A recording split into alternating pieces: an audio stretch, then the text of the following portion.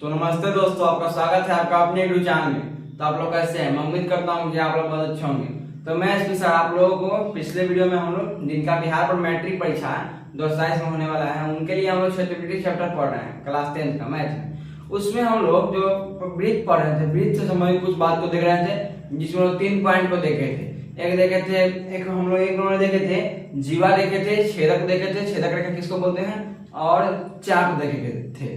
और आज हम लोग उसके आगे हम लोग का 3-4 बात और है, उसको हम लोग देखेंगे और जितना होगा उतना देखेंगे और उसका अगले वीडियो में देखेंगे। तो चलिए हम लोग जो हम लोग उसके आगे है 3 नंबर के बाद उसको हम लोग देखते हैं कि क्या कह रहा है। अगर आप इससे पहले आप चैनल पर नए हैं तो चैनल को सब्सक्राइब करके चैनल से जुड़ जाइए ताकि हर एक वीडियो आपके यहाँ पहुंच सके और अपने दोस्तों में शेयर कर दीजिए। तो चलिए वीडियो की ओर बढ़ते हैं। तो हम लोग को जो 3 नंबर पढ़े हुए थे और आज हम लोग को वृत्त से संबंधित बात 4 नंबर बात को देखना है। क्या 4 नंबर बात?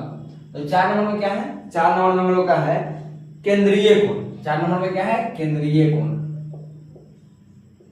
केंद्रीय कोण। तो देखिए पहले हम लोग जैसे रोज पढ़ते हैं उसी तरह से पढ़ेंगे। पहले हम लोग क्या करते हैं, इसको समझते हैं केंद्रीय कोण क्या होता है, उसके बाद हम लोग इसका परिभाषा लिखेंगे। तो केंद्रीय कोण क्या होता है, जैसे देखिए कि यह एक वृत्त है, यह एक वृत्त है। यहाँ तो प्रकार होता तो अच्छा चीज तो बनता, लेकिन टेढ़ा मेढ़ा हो गया। लेकिन मान लीजिए क्या है, वृत्त है। तो वृत्त जैसे कि यहाँ केंद्र होता है, यहाँ केंद्र होता है और 2 त्रिज्याओं के बीच, 2 जैसे कि यह एक त्रिज्या है और यह एक त्रिज्या है। तो 2 त्रिज्या किस तरह से विचित्र हो सकता है? तो 2 त्रिज्याओं के बीच जो कोण बनता है उसी को हम लोग क्या बोलते हैं? उसको क्या बोलते हैं हम लोग? केंद्रीय कोण बोलते हैं। 2 त्रिज्या, यह भी एक त्रिज्या है, यहाँ से वो एक त्रिज्या हो गया और वो भी एक त्रिज्या हो गया। तो 2 त्रिज्याओं के बीच जो कोण बनता है उसको क्या बोलते हैं? केंद्रीय कोण बोलते हैं। तो आपको क्या लिखना है इसका परिभाषा? 2 त्रिज्याओं के बीच, 2 त्रिज्याओं के बीच, 2 त्रिज्याओं के बीच बनने वाले कोण को, बीच बनने वाले कोण को, बनने वाले कोण को केंद्रीय कोण कहते हैं, को केंद्रीय कोण कहते हैं। केंद्रीय कोण कहते हैं। क्या? 2 त्रिज्याओं के बीच बनने वाले कोण को क्या बोलते हैं? केंद्रीय कोण। 2 त्रिज्या जैसे वृत्त है, 2 त्रिज्या के बीच जो कोण बनेगा उसको क्या बोलते हैं? केंद्रीय कोण। उसको क्या बोलते हैं हम लोग? केंद्रीय कोण। जैसे यहाँ पर केंद्रीय कोण कौन है? यहाँ पर केंद्रीय कोण कौन है? AOB। यहाँ पर कौन है? कोण AOB को क्या है? केंद्रीय कोण है। AOB केंद्रीय कोण। और कुछ भी हो सकता है, नाम जो चाहे लिख सकते हैं। तो हम लोग को क्या है? केंद्रीय कोण। चलिए इसको एक और हम लोग देखते हैं। क्या पता है? केंद्रीय कोण 2 त्रिज्याओं के बीच बनने वाले कोण को हम लोग क्या बोलते हैं? केंद्रीय कोण बोलते हैं। 2 त्रिज्या है, जैसे कि 2 त्रिज्या है और इसके बीच जो कोण बनेगा उसको क्या बोलते हैं? केंद्रीय कोण बोलते हैं। उसका जो हम लोग का 5 नंबर में है, 5 नंबर में होगा क्या है? 5 नंबर में हम लोग क्या है? 5 नंबर में होता है अर्धवृत्त। क्या है? अर्धवृत्त। अर्धवृत्त। चलिए इसको देखते हैं। नाम से इसके स्पष्ट है, नाम से इसका स्पष्ट है। क्या बड़ा? अर्धवृत्त। अर्धवृत्त। हम लोग पूरा वृत्त क्या होता है? पूरा वृत्त हम लोग का यह हो गया, यह हम लोग का क्या हो गया? पूरा वृत्त हो गया। पूरा वृत्त वृत्त हो गया। और इसमें क्या पड़ा? अर्धवृत्त। मतलब इसके नाम से स्पष्ट है आधा वृत्त। वृत्त तो ही रहेगा लेकिन क्या होगा? आधा वृत्त। तो अगर हम इसको ऐसे काट दे, 20 से इसको कर दे तो क्या हो जाएगा? आधा वृत्त हो जाएगा। तो इसको हम लोग क्या कर सकते हैं? देखिए इसको समझते हैं। तो जो पूरा वृत्त हो गया और 20 से क्या निकलता है? यहाँ पर क्या होता है? यहाँ पर केंद्र होता है, केंद्र होता है और पूरा जब दोनों परिधि से मिलता है और 20 सेंटर से जाता है तो क्या होता है? उसको क्या बोलते हैं हम लोग? उसको बोलते हैं हम लोग व्यास। उसको क्या बोलते हैं? व्यास बोलते हैं। व्यास बोलते हैं। और जब हमने इसको वृत्त को काट दिए, व्यास पर से काट दिए, 20 से काट दिए, तो इसको ऊपर जो हो गया है इसके नीचे हो गया इतना, इसको हम लोग इतना को माने इसके नीचे, तो अब क्या हो जाएगा? इसी को हम लोग क्या बोलते हैं? अर्धवृत्त। अर्धवृत्त। इसी को हम लोग क्या बोलते हैं? अर्धवृत्त। समझ गए? जब हम लोग वृत्त को आधार पर से काट देते हैं उसको क्या बोलते हैं? अर्धवृत्त बोलते हैं। इसका हम लोग परिभाषा देखेंगे। इसका परिभाषा यही है, व्यास जो है इसका परिभाषा यह है, व्यास जो है इसका परिभाषा है व्यास। व्यास, व्यास कौन? बीच वाला है, यह व्यास, व्यास हो गया। व्यास वृत्त को आधा भाग में काटती है, आधा भाग में व्यास वृत्त को आधा भाग में काटती है, व्यास वृत्त को आधा भाग में काटती है, उसे अर्धवृत्त बोलते हैं, उसे अर्धवृत्त कहते हैं।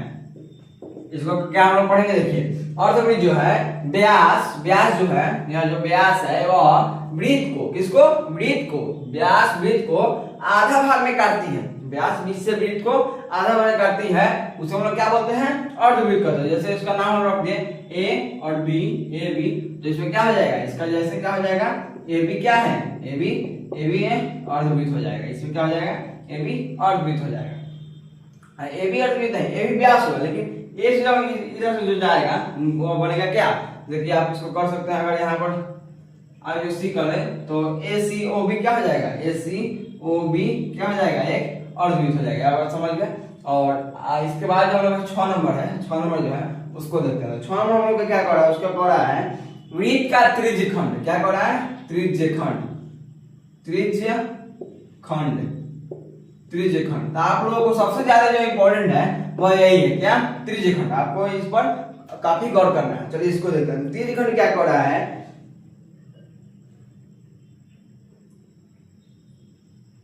किसी वृत्त में त्रिज्यखंड किसको बोलते हैं, तो चलिए देखते हैं। देखिए वृत्त है, यह एक वृत्त है, यह एक वृत्त है, और त्रिज्यखंड किसको बोलते हैं, किसी वृत्त में दो जो त्रिज्या होता है, किस वृत्त में दो त्रिज्याओं के किसी वृत्त, जैसे कि वृत्त है, यहाँ पर केंद्र है, यहाँ पर केंद्र है, और इसमें यहाँ पर एक वह त्रिज्या है, एक वो भी त्रिज्या है, तो किसी वृत्त में दो त्रिज्याओं और चाप, इसको हम लोग क्या पढ़े थे, पिछले वीडियो में चाप पढ़े थे। तो यह त्रिज्या हो गया, यह त्रिज्या हो गया। इसका परिभाषा क्या होगा, किसी वृत्त में दो त्रिज्या और चाप के बीच में जो क्षेत्रफल बनता है, घेरा जो रहता है, उसको हम लोग क्या बोलते हैं, उसको हम लोग त्रिज्यखंड बोलते हैं। किसको, दो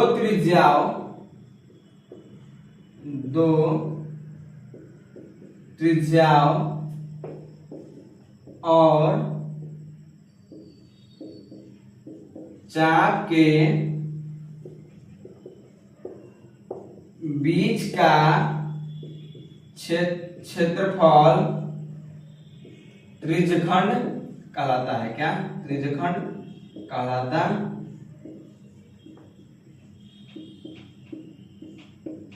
और यहाँ पर कौन बनता है, यहाँ पर क्या बनता है, कौन बनता है, क्या, इसको देखते हैं। त्रिज्यखंड जब दो त्रिज्या और चाप के बीच का जो दूरी, मतलब जो क्षेत्र होता है, दो त्रिज्या हो गया और चाप के जो बीच का क्षेत्र होता है, उसको हम लोग क्या बोलते हैं, उसको हम लोग त्रिज्यखंड कहते हैं, त्रिज्यखंड कहते हैं। हम लोग को याद रखना है त्रिज्यखंड का सूत्र होता है, त्रिज्यखंड का सूत्र क्या होता है, त्रिज्यखंड का आपको सूत्र याद रखना है, त्रिज्यखंड का क्या होता है, पाई आर स्क्वायर थीटा बटा 360 डिग्री। त्रिज्यखंड का सूत्र क्या होता है, पाई आर स्क्वायर थीटा बटा 360 डिग्री। त्रिज्यखंड का सूत्र आपको यह सूत्र बहुत इंपॉर्टेंट है, इसका आपको याद रखना है, इसी पर आपका क्वेश्चन बनेगा। और हम लोग का क्या हुआ सूत्र, इसका त्रिज्यखंड का क्षेत्रफल, क्या, इसका क्षेत्रफल पूछे, त्रिज्यखंड का क्षेत्रफल तो क्या हो जाएगा, पाई आर स्क्वायर थीटा बटा 360 डिग्री। यह हो गया हम लोग का। तो हम लोग कितना पढ़े, 3 पिछले वीडियो में पढ़े थे और 3 इस वीडियो में पढ़ लिए। और इसके बाद जो हम लोग का है वह बहुत इंपॉर्टेंट है, वह क्या है, 7 नंबर एक और बचा हुआ है, जिसका नाम है क्या, वृत्तखंड। वृत्त का जो टुकड़ा होता है उसे क्या बोलते हैं, वृत्तखंड।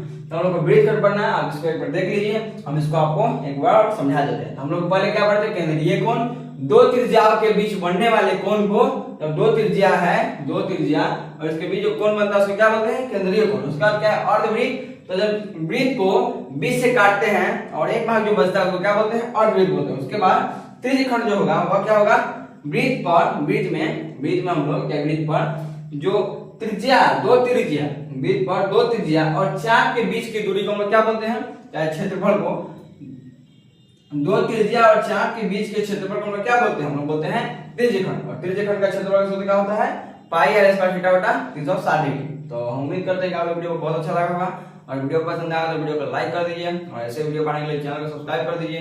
तो मिलते हैं नेक्स्ट वीडियो में, थैंक यू फॉर वॉचिंग।